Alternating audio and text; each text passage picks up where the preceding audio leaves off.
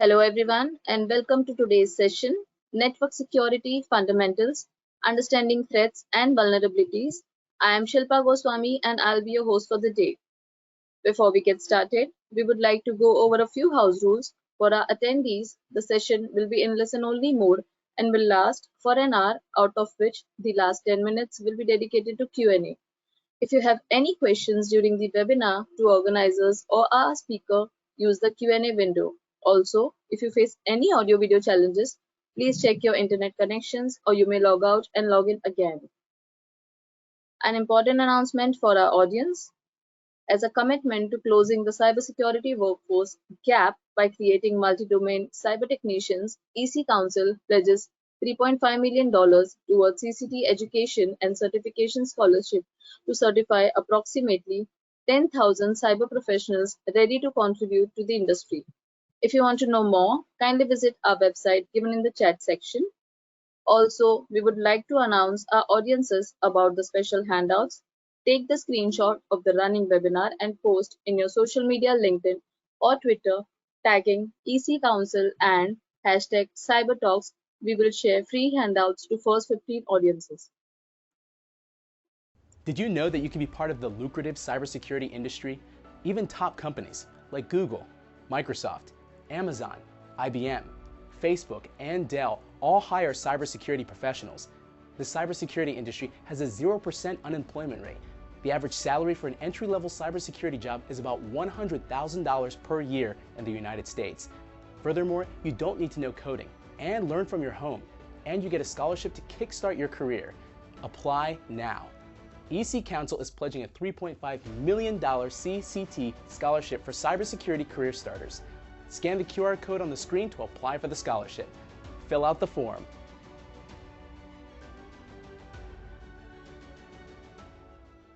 Our speaker for today's session, Marlene Veum. Marlene is a highly experienced cybersecurity leader with a successful career spanning over 2 decades. She has been instrumental in secure product development, enterprise and cloud operations, architecture, engineering, governance, risk and compliance, 24/7 security operations center, incident response, insider threats, and internal audits of various force reserves, where she retired from a space and cyber intelligence missions career focused on defending critical national assets. As a cybersecurity expert, Marlene is helping organizations and industry influencers navigate digital transformation for trusted services in enterprise, cloud, and emerging technologies. Marlene is a certified information system security professional and certified cryptocurrency security standard auditor pursuing an MSc in blockchain and digital currency. Without any further delay, I would hand over the session to you, Marlene. As mentioned, I'm Marlene Veum, and happy to be here with you all to talk about a topic that is one of my favorite topics in cybersecurity, and that is securing our networks. And so this morning, I'll give a little overview of start with the end in mind, so planning for the future, the history of computer networks, the evolving threat landscape, what could go wrong, and there are many things we'll dig into, and then a way to think about network security from a first principle standpoint. We'll talk about security best practices, what is meant by trusted and resilient network security architecture, and then touch on what happened to IPv6 and some next generation capabilities, and then a wrap-up. Okay, so in preparing for this talk, I decided to pull from my bookshelf, and I found a book that I bought in early 2000s when I was working in cybersecurity and managing intrusion detection systems, as well as being responsible for network security for a very large corporation. And this book is a classic. And the reason I am pulling this book up, because we want to start with the end in mind whenever we're planning networks. And the quote here says, as soon as you have your internet connection, you think it's stable, it's already obsolete. So anyone who is currently managing large networks, or even think about your own home networks. Because of the pace of technology, it is rapidly changing on us. So when it comes to network security, we have to plan in advance. And the last part of this is planning for your expansion far ahead of time will allow you to prepare your users and perhaps more importantly, the people who control the money for the next great thing. And the reason this is also very important is because it's not always just about the technology and going to the next best thing. You have to consider migration, communicating with users, downtime, and then also making sure that you have the proper budget to invest in all the things that go along with upgrading your network, and that would also be your security tooling. So with that, let's go ahead and jump into a little bit of history. Okay, so I put together this timeline, and I pulled from many sources. I manually put this together, and I had a lot of fun just looking at all of the key milestones that have taken place in building out this the internet as we know it today. So I'm going to start with a timeline in the late 1950s with a semi-automatic ground environment called SAGE. And this was a large supercomputer, and it was built to solve big data problems. So even in the 1950s, yes, they were dealing with big data problems and having to have a network that would scale for that. So the highlight here is that in 1957, IBM started working on the construction of the SAGE network, and it was by far the largest supercomputer at that time. It was spanning more than 20 different locations, each equipment with an acre-sized computers connected to a nationwide network, and all on the 1300 baud modems. And so if anyone remembers when there was dial-up modems that were used for connectivity, you can imagine having a bank of these that was running this legacy, at that time cutting edge, but now legacy network. And so then fast forwarding through our timeline, you can see that many standards were starting to be developed. We can call out, like for example, the term packet was coined in the early 60s. And then also Ethernet is developed in 1973. Let's see, another very important one to all of us is the Internet Protocol version 4 was officially designed in 1981. So all of these things led up to the .com, where the expansion of e-commerce and end users getting on the web. Of course, our first web browser in 1993. So the timeline continues. Let's go to the next slide. Okay, what I thought was fun, and you can look at this on your own, but what I thought was fun is also looking at the wireless standards that were rapidly developing and iterating, and most of it was for more bandwidth and also to address many security concerns. And then a few other things highlighted here. By 2010, the number of internet users worldwide had reached 2 billion. This is quite a significant milestone. And as you can see, we're still going at an exponential rate. So I did have to put in a call out to ChatGPT usage, which is expected to grow nearly 900% in 2023. And the implosion of that is quite incredible. Also, another call out that the internet is still having year-over-year increase in worldwide adoption.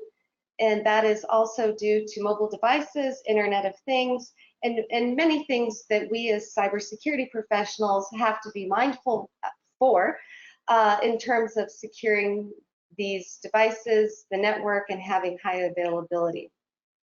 And then also, I did make a call out to Grid 2030, which is a national vision for having green. So you can imagine that a lot of this equipment, these big data centers, takes a lot of energy. And so this vision for Grid 2030 will definitely apply to modernizing data centers and network equipment worldwide. Okay, so next slide. Okay, so we just talked about this beautiful internet and the network standards that were evolving, the network milestones that were happening, the adoption of the internet, and of course with that also comes the evolving threat landscape. So I also put this slide together, and it was really fun for me because I can honestly say throughout my career I have lived through all of these that are represented here. And what I find very fascinating is, you know, just the sophistication of these viruses, worms, malware, zero-day, ransomware. All of this is just getting more and more sophisticated. And the other thing that I have noted over the past several years is that the acceleration of these of the threat landscape and of these malicious activities by threat actors is also something that is definitely notable. So a couple ones that I want to call out. Let's go ahead and call out Code Red. So Code Red was interesting. That was a computer virus first observed in the early 2000s. And where I was able to find a financial impact, I did include it. So as you can see, at that time, Code Red, $2.4 billion of a financial impact was quite noticeable. And this was a worm that was spreading and causing the, if anyone had to deal with this in their corporate networks, it was a huge headache getting rid of Code Red and trying to keep stability of networks. And also, many of these events that have occurred have actually been a call to action by those who are building network equipment, our vendors, in order to make the equipment more resilient as well. And so I think that's been a good result of having you know, something that forces you to do something better and gets you to the next level. But as I mentioned, we are seeing more and more acceleration. I do want to touch on Log4j because Log4j is notable in the case that it was considered to be a zero-day vulnerability.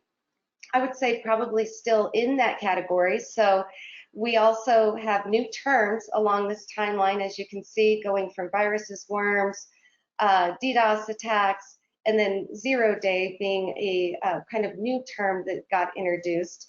And now it seems to be the more of the regular type of events, threats that we're dealing with, whereby a vulnerability will be discovered. There will be a capability to demonstrate the exploit of the vulnerability with no immediate solution or patch from the vendor. So this gets back to defense in depth and making sure that you're not relying on just one part of your security practice in order to defend against these types of threats. All right, so the question has come up and it continues to come up about whether or not the internet is it too big to fail? And when this comes up, it's typically related to some massive denial of service attack, and also with the increasing concerns of cyber warfare being used by nation states as a modernized way to weaponize critical infrastructure by denying, disrupting, and potentially destroying it. And also, given that IT services downtime cost companies anywhere from $300,000 to $100,000 to I've even been in environments where it can be as much as $1 million per hour. Hard to believe, but if you're a service provider, a large cloud service provider or a telecommunications provider, yes, those numbers can get quite high. So the impact of a denial of service is not only financially impacting, but it's also a reputation damaging event for those who have gone through that. And so I am calling out a couple of notable ones that occurred in 2020. You're seeing here on the screen the details of Google. So Google had a DDoS where the attacker was using several networks to spoof 167 millions of packets per second to 180,000 exposed LDAP, DNS, SNMTP servers, which would then send the large responses back, which was basically demonstrating an amplification attack. And what was notable about this is that it was 4 times larger than the record-breaking 623 gigabits per second attack from the Mariah botnet, which occurred a year earlier. Many of you on this call may have been involved with the Mariah botnet, which really kind of demonstrated a capability. I'll touch on that here in a minute, but also in 2020, Amazon Web Services was hit by a gigantic distributed denial of service attack. And this one was also very impactful.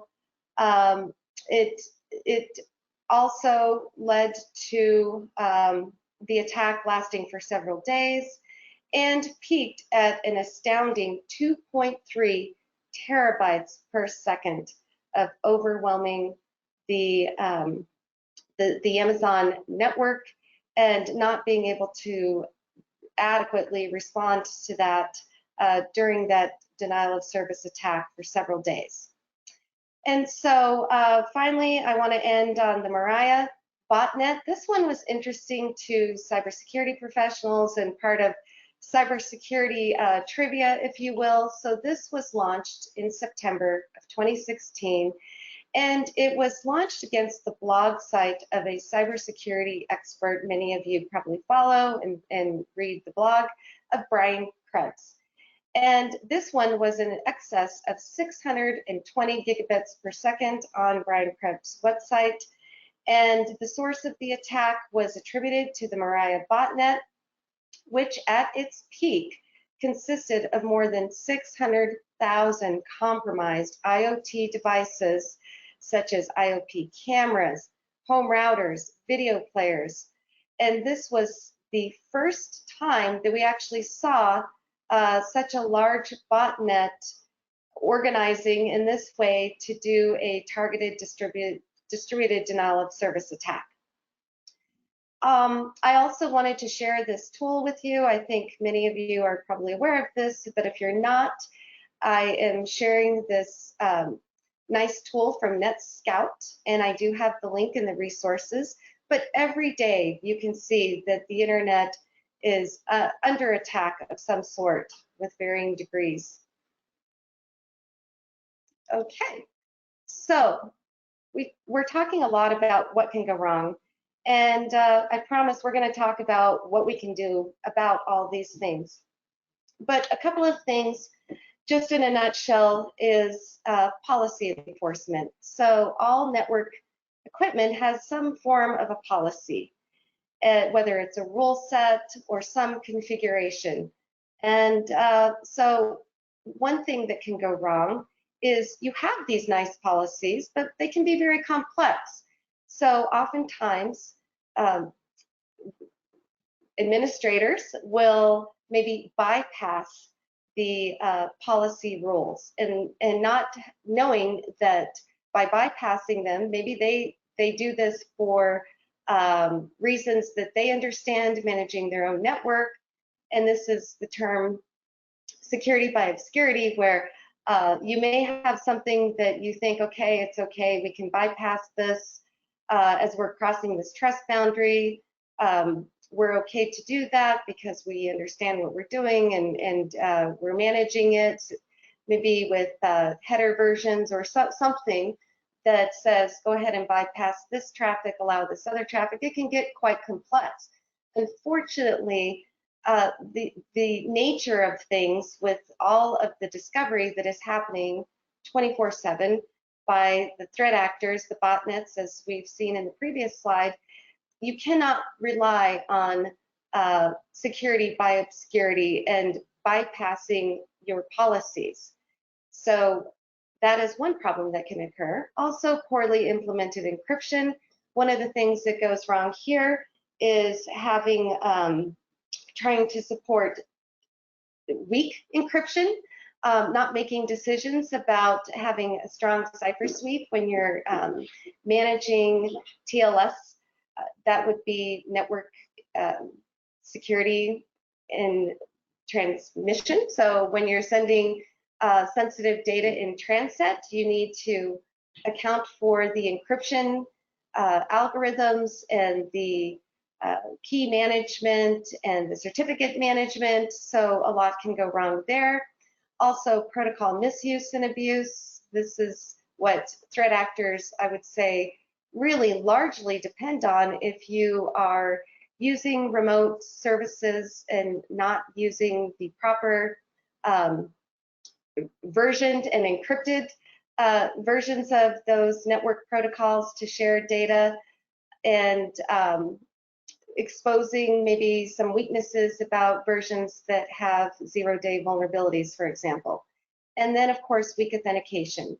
It has been noted for a long time, and this may be the case even in your own environment, that it used to be that the network equipment had not the best choices of having strong authentication for the administration of managing network devices. And even today, you may find that there are unencrypted protocols or weaker encryption protocols, authentication protocols, which are encrypted, hopefully, and there are some that you may be using that are not encrypted, such as TFTP, Telnet, and so forth. And so these are the things that can definitely go wrong. So what do we do about it? I decided to go back to something very classic. So I'm titling this "What's Old is New Again." And this is a story about Back to the Future. This is about the Jericho Forum, and this was a group of professionals, IT professionals, and industry professionals that decided to solve some of the problems that they were dealing with in the early 2000s. And what was so interesting about the Jericho Forum is they were very visionary. And there's a great article that I'm referencing here on a Microsoft blog. It's called "Back to the Future: What the Jericho Forum Taught Us About Modern Security." And the thing that I really like about it, I'm highlighting here, which is something they came up with called the Jericho Forum Commandments. And these commandments, which I call first principles, many of you may be familiar with first principles, have helped shape what has become zero trust today. And literally on 2 pages, you can see the outline for best practices. And we'll talk about that in the next slide because I know it's a little hard to see it here. But think about your own network security standards. Anyone who has had to write a network security standard, had to follow a network security standard, these standards can be quite long and oftentimes not really referred to beyond just publishing them for your compliance processes and so forth. And so the reason I like what the Jericho Forum has done is it's very easy to remember, very easy to follow. So let's look at a couple of examples. Okay, so the framework for the structure of the commandments, you start with fundamentals. So there's 3 things to know there. Surviving in a hostile world. When they actually put this together in the early 2000s, yes, you saw in the timeline that I shared that there were worms and viruses and so forth. But I think the foresight of having that as a first principle is quite incredible, and we'll dig into what that is. Also, the need for trust. So always the need for trust. Identity management and federation. Even the term federation was being used by the Jericho Forum in the early 2000s. And of course, it's typically about getting to an endpoint resource and exchanging data and a resource that has data. So we need to make sure that we are highly accessible. Okay, so I turned their commandments into network security best practices, because regardless of whether you're dealing with classic network enterprise environment, or you're dealing with virtualization or anything else, microservices, etc., these principles will still apply. So again, in the fundamentals, there's 2 considerations. I've enumerated them there. And then I just pulled out one convention, something that you can follow. So in their wisdom, they said, hey, look, all the network boundaries and firewalls, it's going to provide really great protection, but it cannot be the only thing that is providing protection. And so as we've seen, endpoint protection, having defense in depth, has become a good way to complement secure network boundaries and your network security management. The next one, surviving in a hostile world. So two considerations here.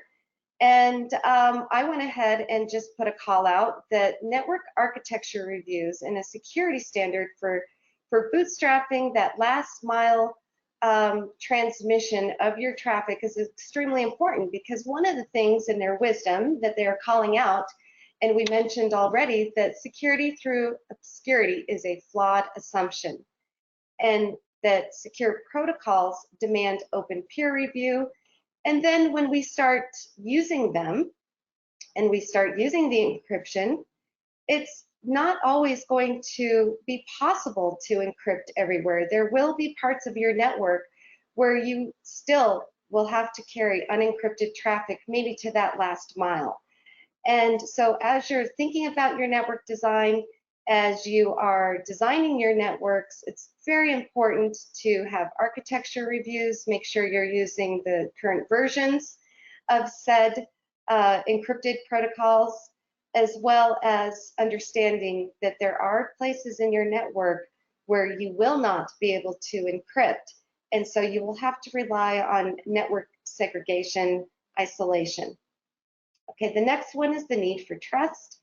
And I pulled out this one from their commandments document, which says systems must be able to pass on security credential assertions. And this is very important, because as you're designing your network and thinking about your security practices, you will also need to think about having a standard and a practice to manage your TLS termination and forwarding. This can get quite complex, and you'll need to make sure that you are, if you're a cybersecurity professional, you'll need to understand the constraints and the complexities working with your network engineers, and you'll need to have a good way to know how to do this and just have a plan in advance. Okay, finally we have identity management and federation. So here we get into permissions and key privileges and configuration management of the important chain of trust, and also admin access, making sure that administrators have the just-in-time appropriate access that they need, that they're not over-permissioned, and that they can always have a way to get to the devices, sometimes referred to as a password of last resort or an access of last resort, if they are even they themselves trying to recover from an outage. And this is very important, because as we try to have this, I would say, appropriate tension and challenge between cybersecurity professionals and those who manage large networks, we do need to understand that as we're adding multi-factor authentication and stronger authentication mechanisms, many of those mechanisms depend on the entire network to be available and working.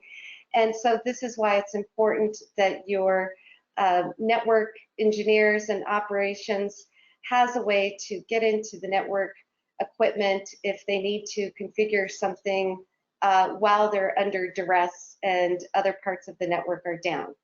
And also part of this is making sure you have a security standard and practice for your FIPS compliance for HSM device for key vault management of your private keys. As you are doing your TLS termination, you need to make sure that those private keys are secured to the appropriate standards, and also having a secrets management service so that you're not distributing the keys through your automation or manual practices downstream and losing control of those important keys throughout your network.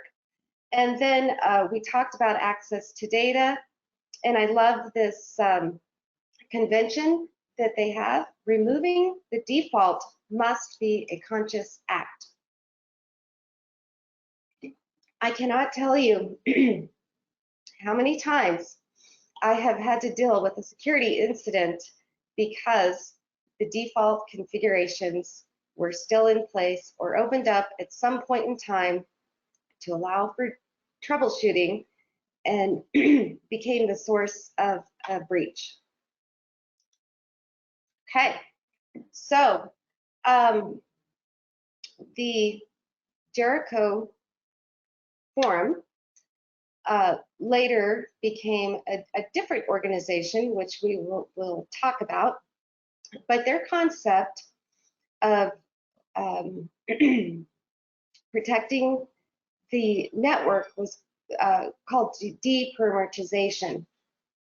And their idea here was that you open up the network.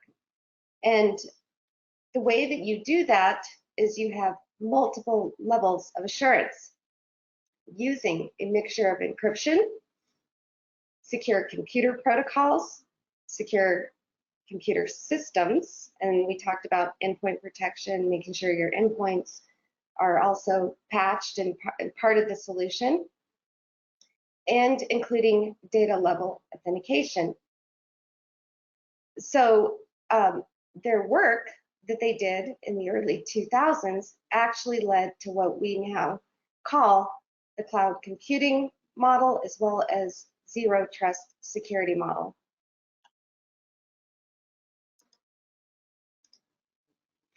And once again, as zero trust became a thing, the Jericho Forum later became the open group. All of the work is now in the open group, and they also have a zero trust commandments. And here is a snapshot of those principles. We won't get into it today, but I would encourage you to take a look at the link and download this and see if your zero trust standards, if your zero trust strategy is inclusive of the areas that they are calling out here. And also, I'd like to say that zero trust is not a product. I know it is very popular for the vendors to highlight zero trust, which I think is great. The term zero trust is also a highly debated term. So in order to get back to first principles and making sure that you understand what zero trust really means, I would encourage you to take a look at the zero trust commandments from the open group.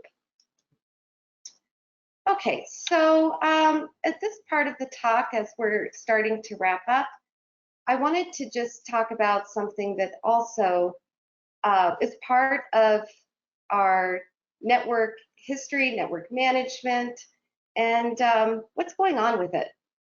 So what happened to IPv6? Now, we're very familiar with IPv4.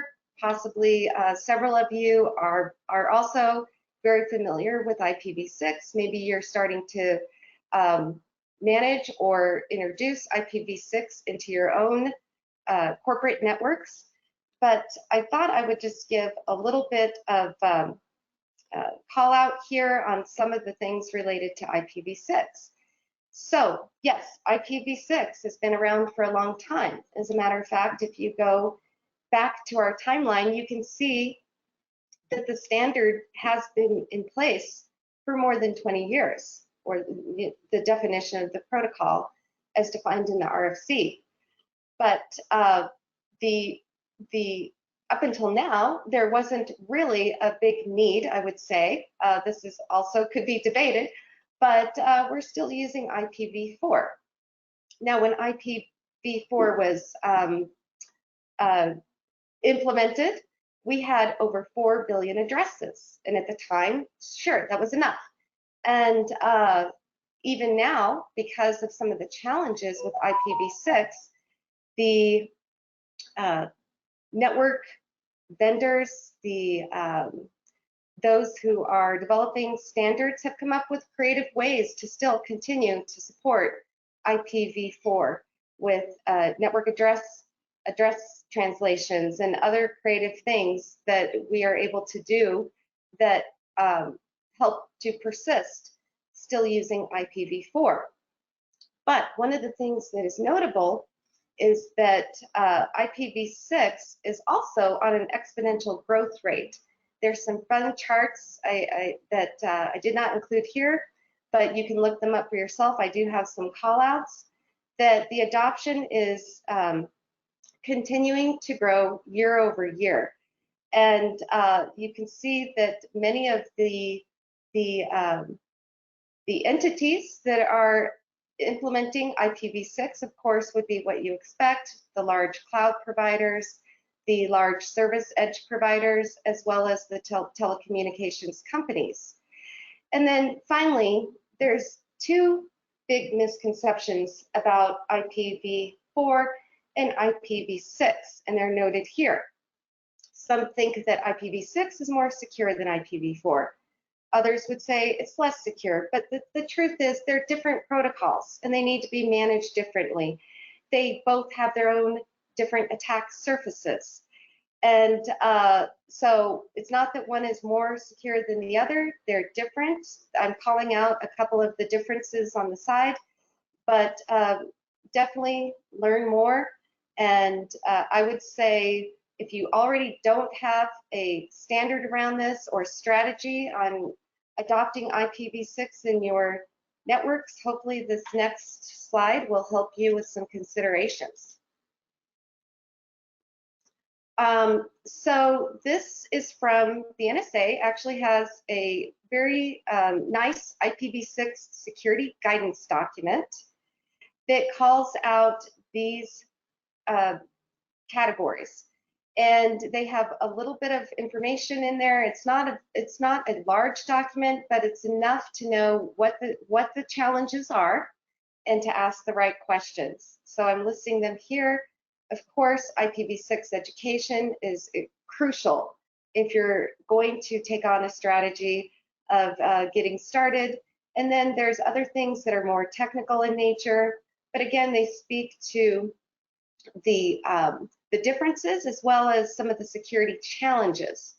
And I found a really great talk about IPv6 security fundamentals. I've included this in the notes, but as you can see, the presenter is getting into the IPv6 vulnerability attack surface, and I think you will enjoy this talk. Okay, so last slide before we wrap up. Next generation capabilities and considerations. Again, there's a really great resource for you from the Internet Society Pulse Enabling Technologies group, and they have dynamic charts. Go ahead and access that, click on that, take a look at some of the views that they show here. But we talked a lot about encryption, what can go wrong, why it's necessary. It's another area where you have to start with the end in mind. I just listened to a talk where someone from a large network security vendor was saying, if you don't have a plan to think about or address post-quantum cryptography in your network design, then you might want to get on it. And so it's a great thing that we have encryption across the internet, and in some cases it's being enforced and imposed. We like that, but it also introduces new challenges. And just because we have encryption does not mean that it's secure, or does not mean that you're protected against ransomware or something that is going to happen on an endpoint getting into your network. As a matter of fact, sometimes it's more challenging when you're trying to discover what's going on, when you're doing network monitoring, if you have encrypted traffic that you have to deal with. So security technologies, inline security technologies, monitoring, also have to come up to speed with some of the changes that are happening at a very rapid rate here. Also with the newer protocols, I'm mentioning some here. And with Web3, we even have some challenges to our DNS security with some new standards. I'm referencing one here, which is called Ethereum Name Service. And this would be managing naming and discovery services with Web3 decentralized platforms. And a few other things with your routing and just managing backwards compatibility, you know, with Enterprise Classic, Web 2, Web 3, and then going into the Web 3 space. So take a look at some of this and start talking about it amongst your architects, security teams. I would recommend having some kind of a brainstorming session to talk about next generation capabilities, and have at a minimum, a 3-year strategy to start thinking about the investments that need to be made, the education, training, and awareness that needs to take place in order to support your digital modernization efforts when it comes to network security. And finally, a lot of great resources. I had a lot of fun. Anytime you are able to share a topic with others, you're digging in yourself. So I had a lot of fun just looking at the history of where we've been and where we're going, and hopefully sharing some good advice for you, things to look about.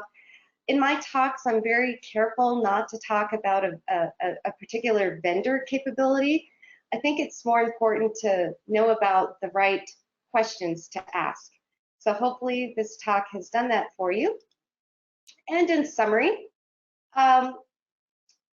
to build the future, we have to learn from the past. Certainly we have a lot of good examples of what has gone wrong, what will go wrong if we're not thinking about it in advance. So, and as a matter of fact, it's okay. This is a complex area. There will be issues and problems. I would say probably equally important as understanding your network security defenses is also having a adequate and updated response plan. So take a look at that as well as you're thinking about how you're going to address some of these challenges. And also, I love what the internet has done for us. I love where it's going with AI, Web3. And so as cybersecurity professionals and all of us, we must take up the charge to protect it, to iterate and build on it, and to make it accessible for all. Let's do something good with our efforts. And I also have a couple of quotes here. Half of what you know about security will be obsolete in 18 months. So thank you for coming to this webinar. Thank you for sharing your time. Thank you for learning along with me. And on that note, I will turn it back over to our facilitator.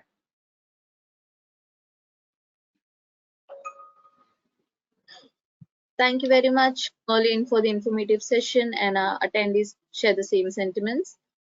Before we begin with the Q&A part, I would like to inform all the attendees that EC Council CND maps to many roles in the industries like network security, engineer, network security administrator, network security analyst, network security architect, network defense technician, security operator, etc.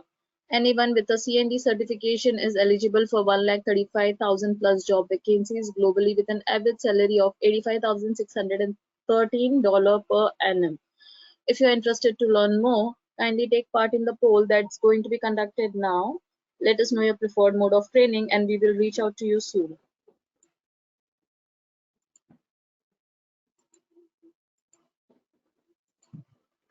So, Merlin, shall we start with the Q&A?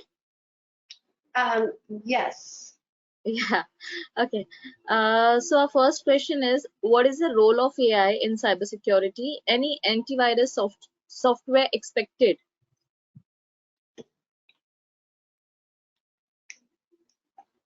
Okay, so what is the role of, can you repeat the question? Yeah, what is the role of AI in cybersecurity? Any Yes. antivirus software expected? Yes. Oh, I was so tempted to go down and talk a lot about AI in this discussions because I know that it is of high interest, and I think AI has a lot of promise and utility in helping cybersecurity teams to, with responsible use of AI, will help them to be also quicker to defend against some of the acceleration of attacks that we are seeing, and as well as threat hunting and being proactive. And I gave a talk earlier this year about the MITRE ATT&CK framework, and I did speak about the role of AI in your cybersecurity protection and defense practices. So maybe refer back to that talk and take a look at some of the tools and things that I pointed out there. I am a big fan of cybersecurity teams learning how to use these new tools in their practice.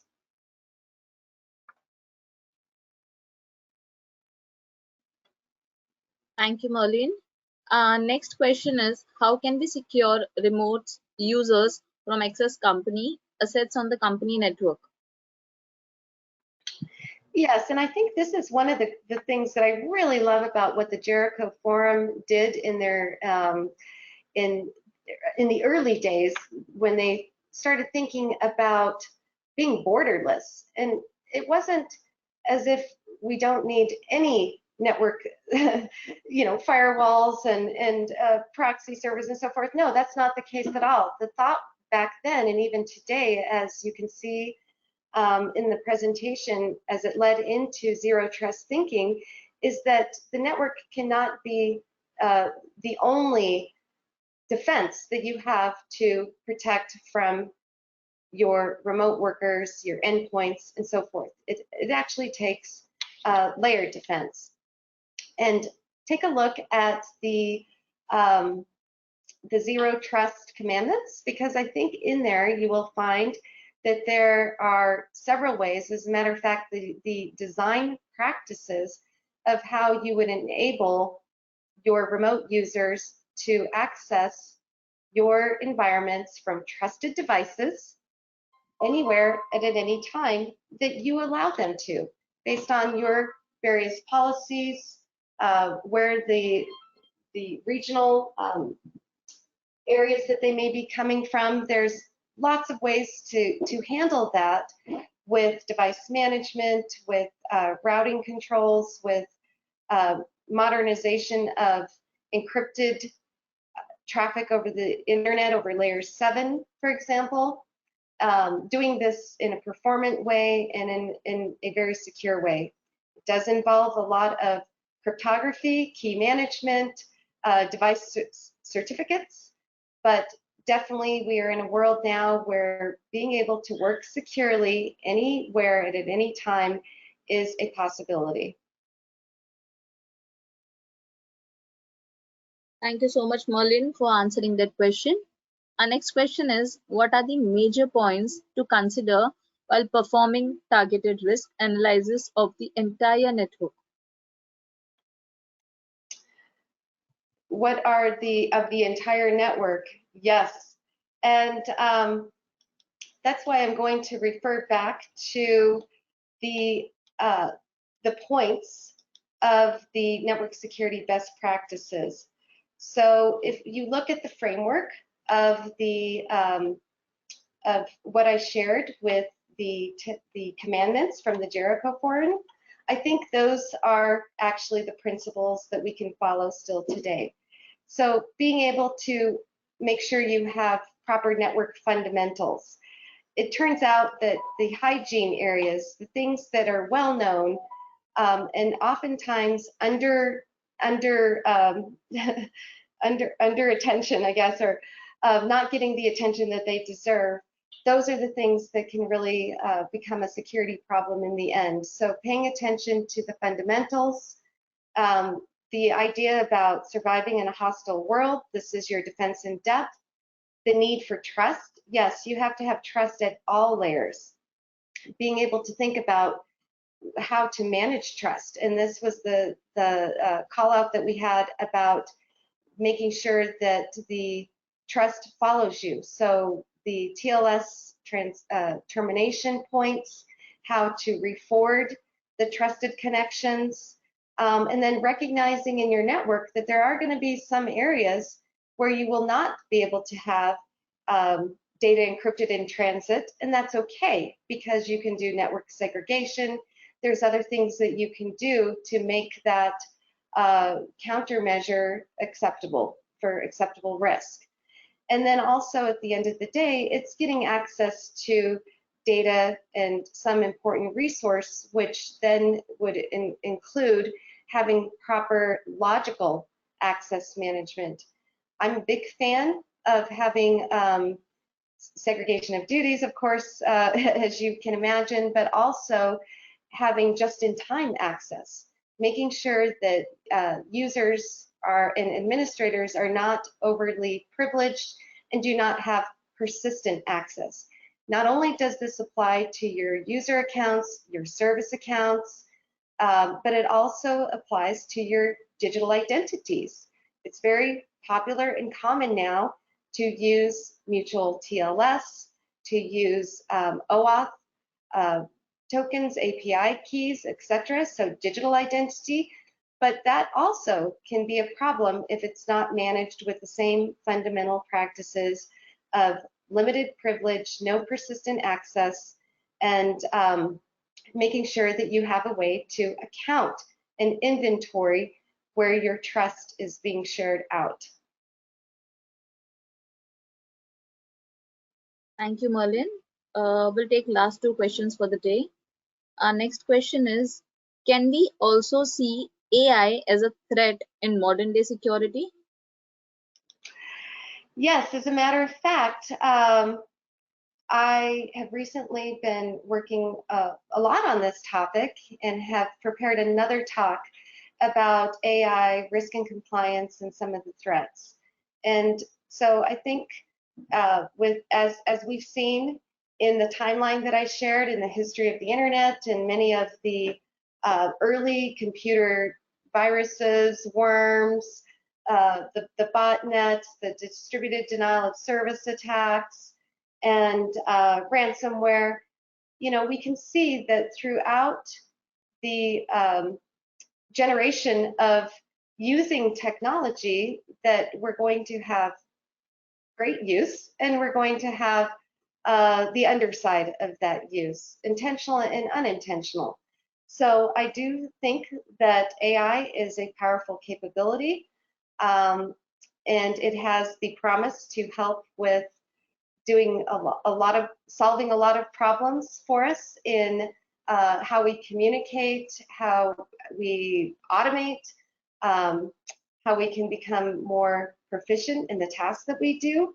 And so I would challenge all of us, especially cybersecurity professionals, to embrace AI and Web3, decentralization, all of the emerging technologies, and to think about how the tried and true principles of cybersecurity, whatever framework you follow, there are many, whatever those best practices and principles are, see how they overlay to the emerging technologies. You'll find out that so many of them do.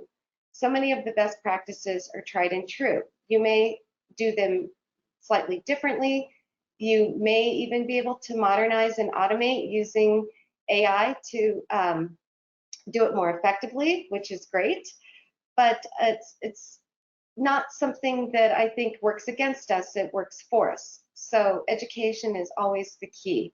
And maybe in a future talk, we will get into AI and large language models and some of the security and compliance concerns and benefits. I would love to do that with you all, but definitely I think it's something that is accelerating. So if you're not already thinking about it and getting training and awareness, please do that, because that is the #1 thing, is not having all the answers, but asking the right questions. And then when you ask those questions, having enough context to know if that is a good response.